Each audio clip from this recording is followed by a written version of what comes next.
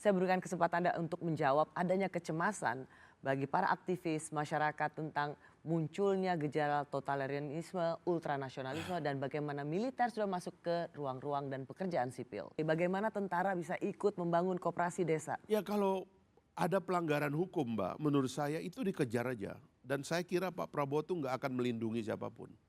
Kalau ada orang melanggar hukum, apalagi mencuri, ya, merongrong kekayaan negara, menyalahgunakan jabatan, sikat aja. Dan Pak Prabowo itu open dengan whistleblowing. Ini kan yang terjadi di BGN ini kan whistleblowing ini. Sehingga 3 pimpinannya disikat habis-habisan itu kan. Dan itu nggak ada ampun.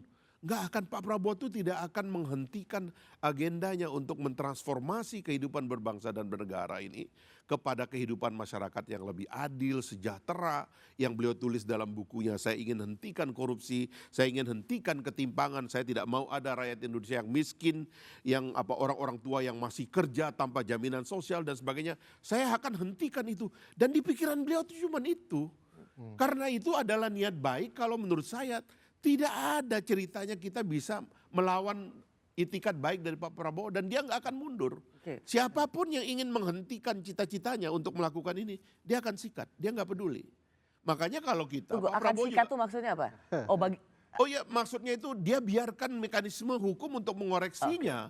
Tapi kalau ada orang yang menganggap oh Pak Prabowo akan melindungi, nggak akan. Tapi tipe pidato Pak Prabowo dan Bang Fahri barusan itu memang cikal bakal ultranasionalis, cerita nasionalisme bahwa ini bukan kepentingan dirinya sendiri, itu juga dipidatokan oleh Hitler dan Mussolini, bahwa ini untuk kepentingan bangsa, ini untuk kepentingan rakyat kecil, itu semua diceritakan. Fakta di lapangan dengan kebijakan itu tidak tumbuh. Cerita bahwa akan menghantam pebisnis yang merupakan kelompok minoritas 1% yang menguasai berbagai aspek bisnis, itu semua tidak terlihat.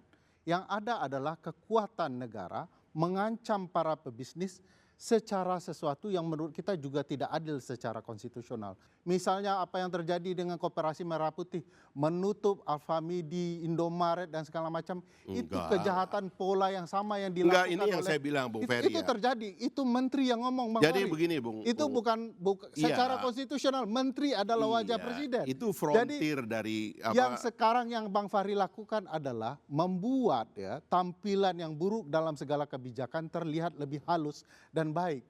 Jadi itu khasnya aktivis yang masuk istana menurut saya. Gini, Padahal dia tahu ini sedang Bung buruk. Ferry, ya. Gitu ya.